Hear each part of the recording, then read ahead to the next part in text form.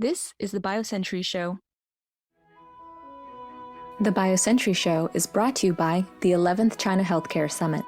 This October, BioCentury, Bay Helix, and Insights partner, McKinsey & Company, invite you to Shanghai to network, partner, and debate with industry peers and get a first-hand look at China's life sciences ecosystem as deal-making between China and the West accelerates.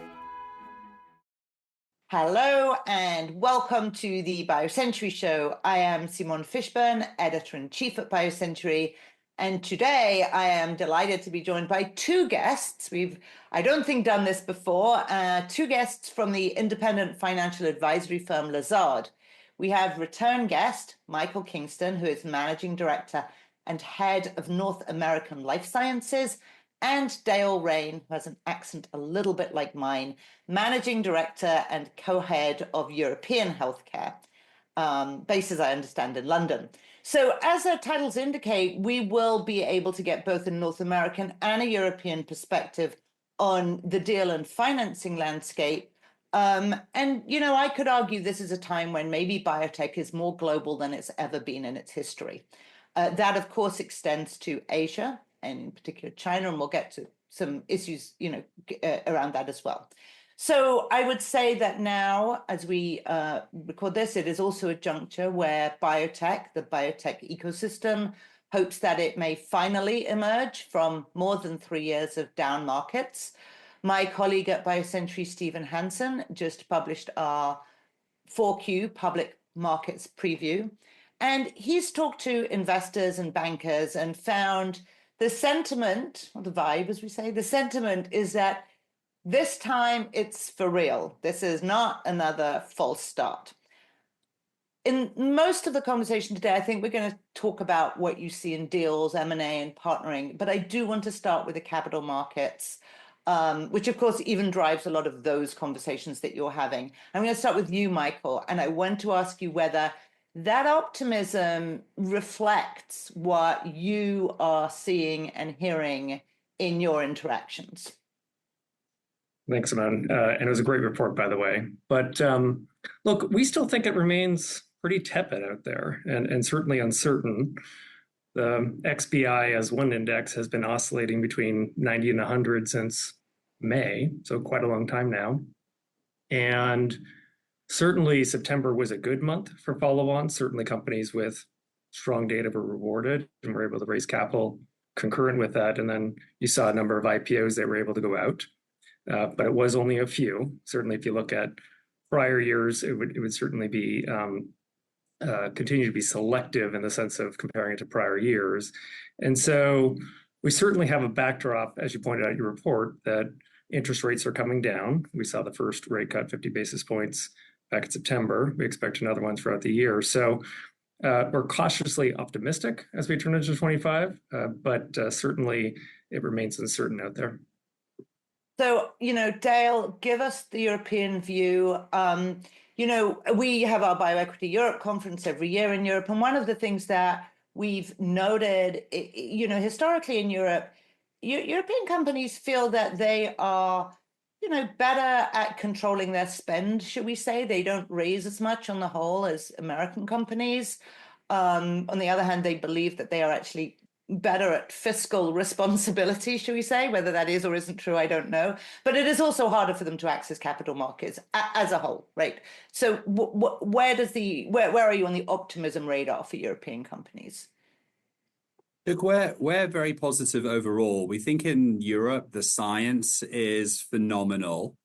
The funding for early stage companies is not an issue. The number and the quality of the startups is pretty phenomenal, particularly in some of the key clusters.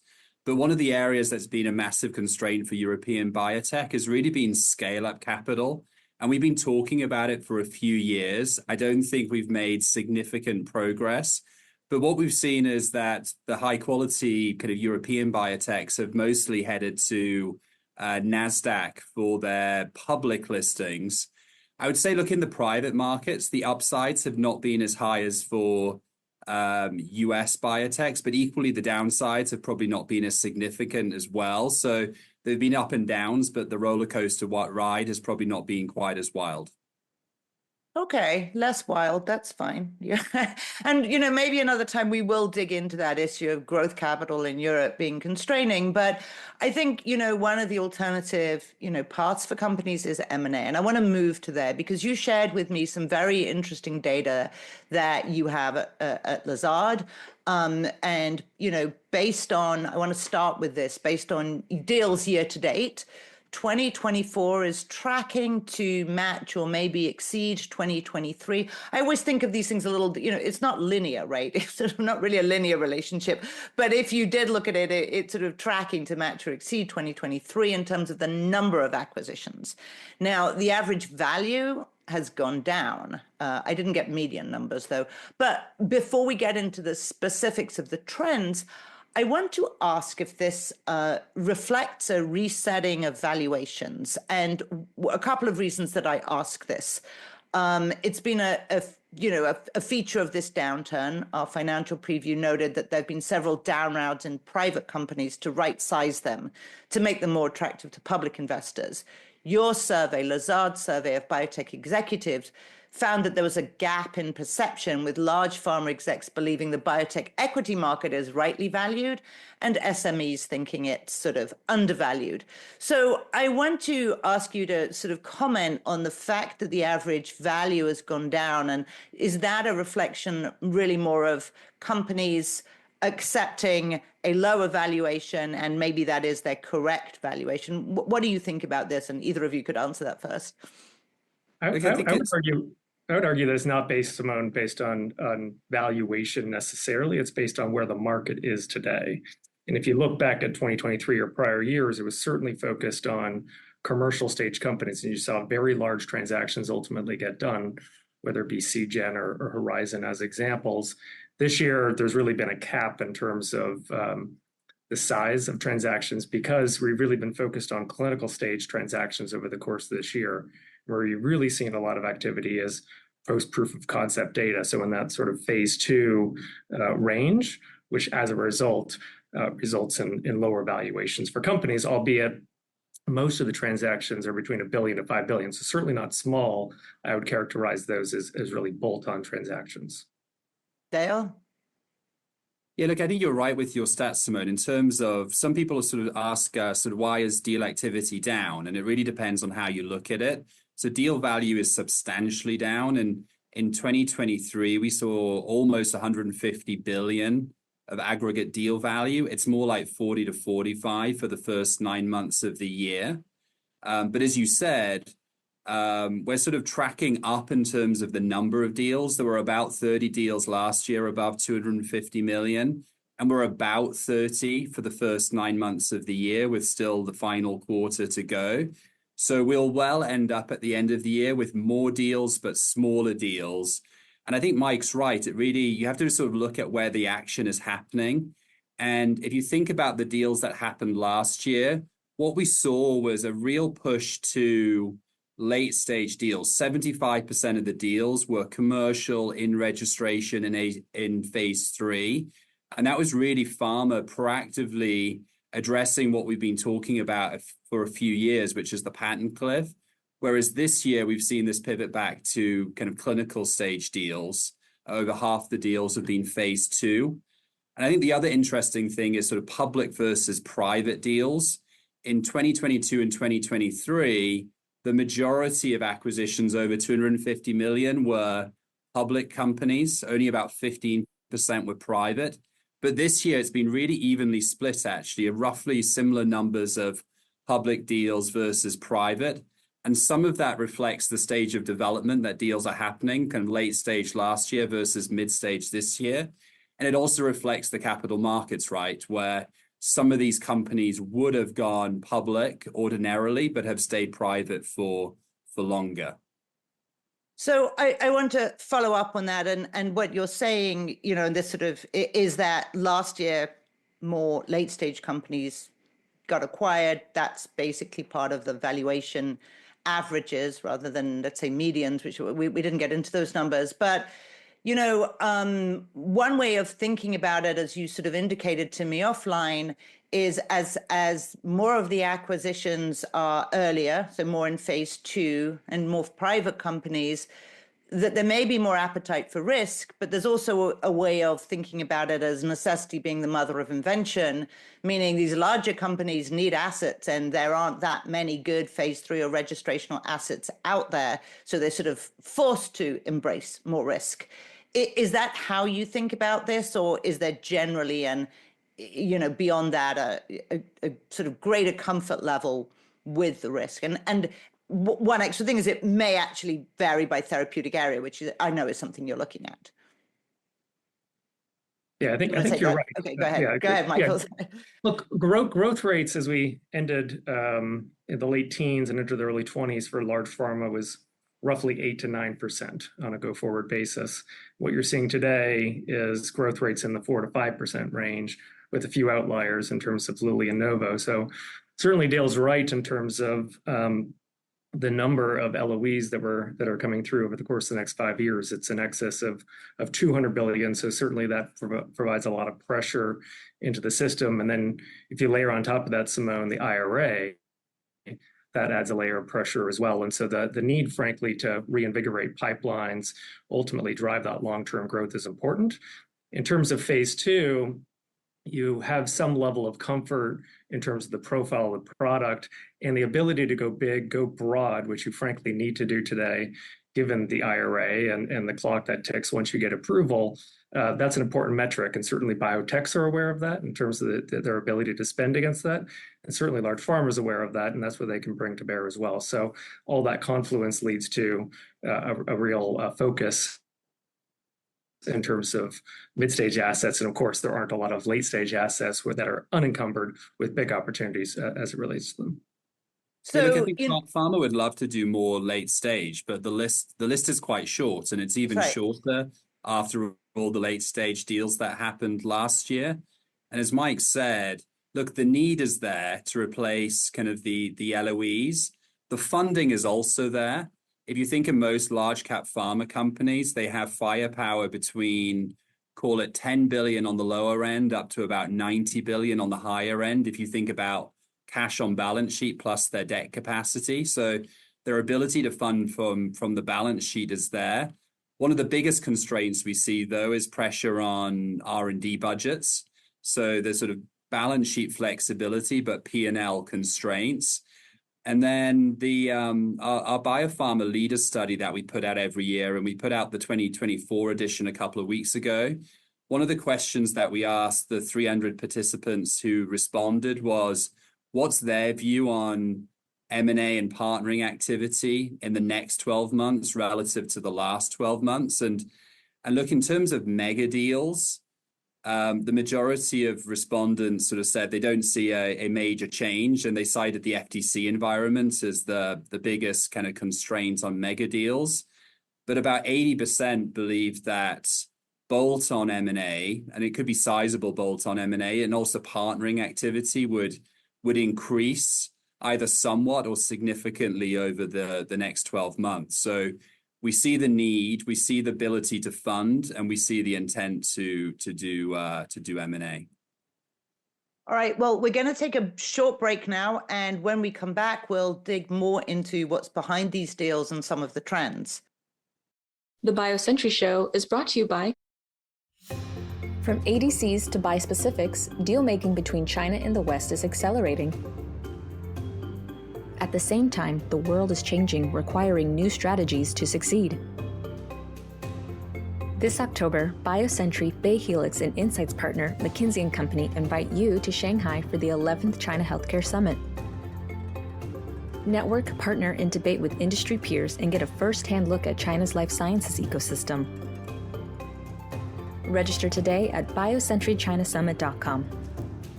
Can't visit Shanghai? Register instead for a digital pass.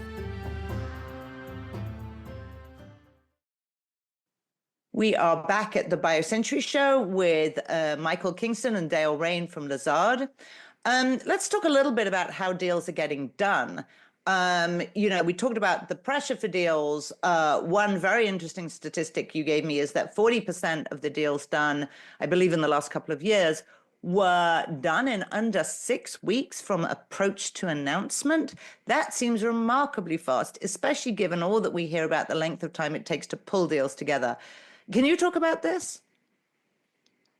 Yeah, sure. We've tracked all of the public US biotech deals that have happened since sort of 2017. And one of the things we've observed, particularly in the last sort of 12 to 18 months, is just the rapid speed of execution. As you indicated, Simone, about 40% of deals getting done under 6 weeks. And look, I think what's sort of driving that is, look, there's a scarcity of assets that are truly strategic to each pharma company. We see pharma companies spend a lot of time ahead of major catalysts, sort of developing a differentiated thesis. Why are they the best owner? Doing a lot of work up front, so that on the back of catalyst, typically clinical data, it may be regulatory updates as well, they're in a position to move quickly. And look, what we typically see happening is pharma companies putting an offer on the table, which is in that kind of zone of being considered compelling, and then really pushing timelines so that it's more difficult for competitors to catch up. But the other thing that we've observed is actually deals have become more competitive in the last 18 months. In the periods of 2017 to 2022, 2/3 of biotech deals were done with a single bidder, and a third, it was mainly two, where what we saw last year was the number of deals with a single bidder fell to less than 50%. They were mainly the early stage deals, but most of the later stage deals typically had 2, 3, or more bidders. So we're sort of seeing more competition for deals, and those deals being executed on fairly rapid timelines. So, Michael, maybe you can follow up on that. And, I think, Dale, you kind of half answered this, but you can maybe, Michael, help me reconcile these two things. What I think is people underestimate is the degree to which this deal activity is buyer driven. I think you mentioned that like 95% of the deals are unsolicited, but at the same time, 70% of the M&A starts as partnership discussions. So how do those numbers reconcile? And what are biotechs who are interested in either partnering or acquisition supposed to think about the fact that they're unsolicited? Do they wait for the phone call? How do they go about this? Yeah. Look, biotech transactions, M&A transactions, typically begin, as you noted, through a conversation around partnering. That's one way in which to educate some of the larger buyers in the space about whether it be the clinical data or the commercial opportunity as it relates to that company or product. And so oftentimes we see those conversations begin, a year in advance and sort of take a nice cadence to it over time. But to Dale's point, once they gain conviction in terms of moving from partnering towards, I'd rather own it fully on a global basis and prosecute it the way I want to prosecute it without a partnership structure that may limit that optionality for them, that's when they decide to move towards M&A. It often isn't a banker-driven process where we're saying you need to bid by a particular date. It's often the case where someone gains conviction and, to Dale's point, uses that time to their advantage in terms of process. So I want to come back maybe in a moment to some of the types of deals, but I really do want to make sure that we talk about some ex-US phenomena. One I thought was very interesting for our European audience. I'm going to start with you, Dale, on this. Is the buyer universe, right? And we have seen two long-standing and growing mid-cap biotechs, Genmab and Incyte, do their first acquisitions. And there are also a series of European mid-cap pharmas, some of them are private, that have become more active recently. So UCB, Servier, Chiesi, a few others. What are you seeing, Dale, and what are you taking from this sort of awakening of European acquirers here? Yeah, sure. Look, often when we think about obvious acquirers for biotechs, we automatically think of the big kind of US and European pharma companies. And certainly they've been the most active in terms of number of deals and total capital deployed. But you're right, we're sort of seeing alternative buyers also emerge. And it could be some of the larger biotech companies. Vertex and Biogen have been active, for instance. You mentioned companies like Genmab and Incyte that have done their first acquisitions. But in Europe, we do have this very large, we have a much smaller universe of mid to large public biotech companies, but we do have a very large universe of private, mid-sized pharma companies. Many of them have been owned by families and foundations. Some of them have started opening up their capital structures, either going public or opening up their capital structures to private equity. And then what a number of them are doing are now, they've been perhaps more conservative in the past as it relates to M&A, but they've been becoming increasingly active. Many of them have been looking at how do they build their US presence, often in rare disease, also in other therapeutic areas as well. You mentioned Servier. They've built a very nice niche oncology business in the US. Companies like Chiesi, Recordati, Alpha Sigma, they've all done meaningful acquisitions in the rare disease space. So they're spending now anywhere between $500 million to $2.5 billion per deal. And going forward, we think this is a universe that will be increasingly active. So I just want to stay on the topic of therapeutic areas for a moment, because at a funding level, in terms of newcos and venture activity, we sort of have seen a slight drop off in oncology and in rare diseases. At the same time as seeing, and this is also reflected in deals, a rise in obviously immunity and and inflammation, I&I, neurology, and needless to say, cardiometabolic. So do you feel that there's sort of an opportunity, and that's why, is it sort of driven by the science? Is this a rare diseases represent an opportunity for some of these private European companies to make a play where their competition is less because, say, the pharmas or the bigger players have maybe moved to other therapeutic areas? What's behind that particular play for why now for these companies? I don't know, Michael, if you want to take that first, or Dale. Sure. I'll answer two ways, which is, you're right, large pharma is incredibly focused on autoimmune disorders. And in the survey that Dale referenced, we asked what the top priorities are from a therapeutic perspective, and autoimmune disorders was 85%. And so the very tippy top of priorities for respondents, whereas oncology had dropped down to roughly 35%. And so these big, broad commercial markets are really where large pharma is focused today in terms of being able to move the needle.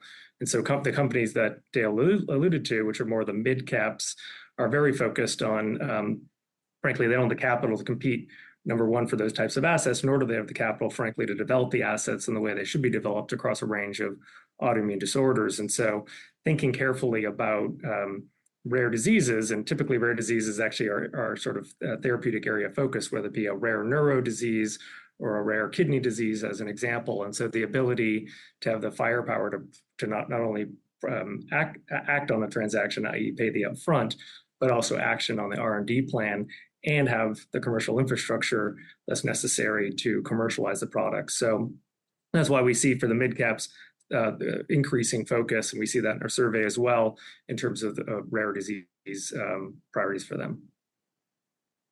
I want to also talk a little bit, some of the similar companies in Japan have been more active. Is that a similar play? Can you talk a little bit about that, maybe, Dale? Yeah, sure. I think these things always go through waves. We've seen more activity from Japanese companies, more Japanese companies turning up in processes. We just sold a company in Sweden, Calliditas, to Asahi Kasei in Japan. And again, it's sort of similar to some of the European mid-caps. That deal wasn't about Japan. That was about building more scale in the US market in a kind of rare and specialty area. So I want to remain in Asia and talk about a really important topic for us, or for biotech, which is China and innovation in China. And this topic is always on our radar, but in particular, as we lead up to the BioCentury Bay Helix China Healthcare Conference in Shanghai at the end of the month. We have been covering the amount of world-class innovation coming out of China for a long while. And there are a few geopolitical pressures, obviously the Biosecure Act, that influence some of the considerations with China. But that is happening alongside this maturation of that ecosystem, and the number of more experienced players as well as innovative assets. So we're seeing at BioCentury a rise in cross-border deals with Western VCs accessing China assets. And often right now, they're actually bringing them stateside to found companies. Now, these assets are not, this is sort of China for global. These are not created for the China market. These are globally relevant assets.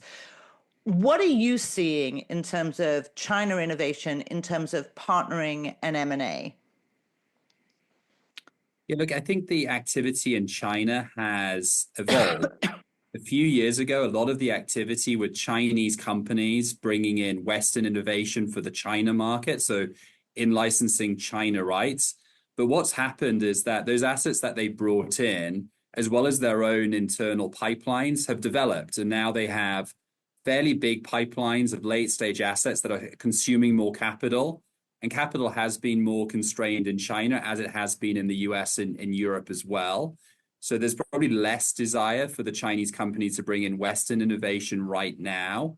But what we've seen, as you indicated, Simone, was we've seen quite a lot of interest from Western companies, both strategics and VCs, in terms of accessing Chinese innovation. And it feels like there's been this sort of shift in perception around the quality of the scientific and clinical data sets. What we heard a few years ago was, look, there's a lot of science, it's impressive science, there's a lot of funding, a lot of PhD postdocs from the West returning to China. But there were questions around kind of the integrity of data sets, where what we've been hearing from our large pharma clients is they're getting increasing confidence around the quality of those data sets. The only thing I would add to that, Simone, is the speed in which you can act in that region is vastly different than here in the US. And so the ability, frankly, to take that innovation, large population, test it really quickly and generate that data set that, as Dale said, has heightened comfort in terms of the integrity of that data is really impressive. And so we've seen a lot of certainly partnering activity. We've seen at least one M&A transaction, and that could continue to change over time. Yeah, I think that's a very good point, Michael. We just have a few minutes left that I want to get to something you flagged for me, which is and we've been writing about this actually in BioCentury as well, which is a trend to innovative deal structures. So obviously this isn't related specifically to Europe or China. This is sort of globally. But we have reported on the number of companies using CVRs. There is also, and some of these are actually in the same deal, CVRs, and there's some concurrent spin-outs. I would say it probably wasn't the founding one, but maybe the poster child is the J&J Actelion deal that spun out Idorsia, and maybe that's only the poster child because that was a very substantially well-funded spin-out, Idorsia there. Recently, we've seen the Sanofi deal with Inhibrx that spun out Inhibrx Biosciences. I do actually have to tell you, if you could encourage them to use different names, it would be very helpful in these transactions, but that's an editor's note. And Pfizer and Biohaven, again, spinning out new Biohaven. More examples. So you had mentioned to me there are a lot of conversations along these lines. I mean, these are two that I've mentioned. How are companies preparing for that kind of deal structure? And maybe you can talk a little bit also about what are the considerations that they need to take into account.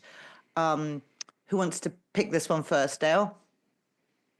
Yeah, look, there are different things that are going on that are sort of driving some of these innovative structures, and some of it's sort of the bid-ask spread and perspectives on valuation. So I guess linking it back to one of your first questions around outlook for capital markets, in our survey, we asked people, how did they view the capital markets for value today? And actually, a majority of large pharma believe biotech is appropriately valued.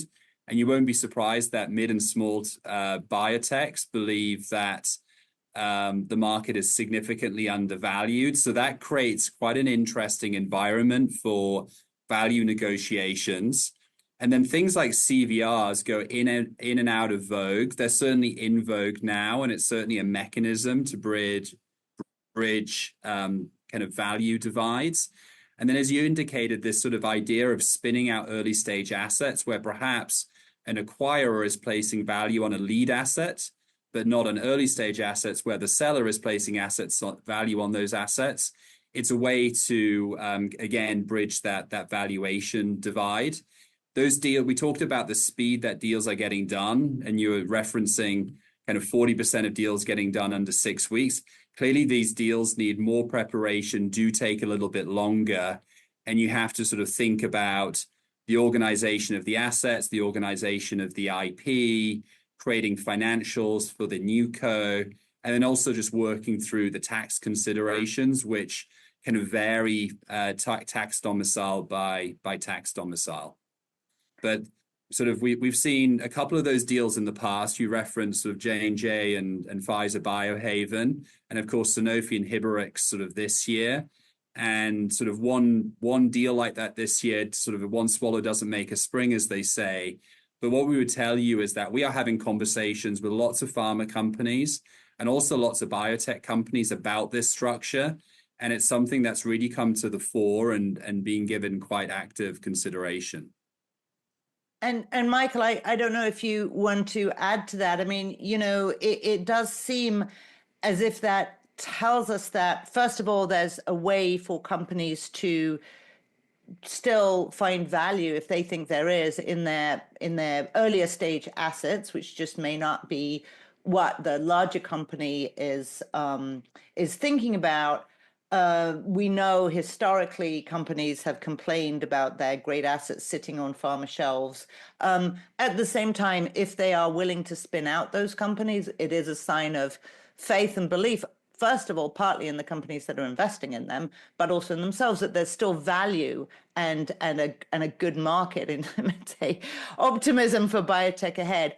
What is the flavor of those conversations that you're seeing? Is that how people look at it?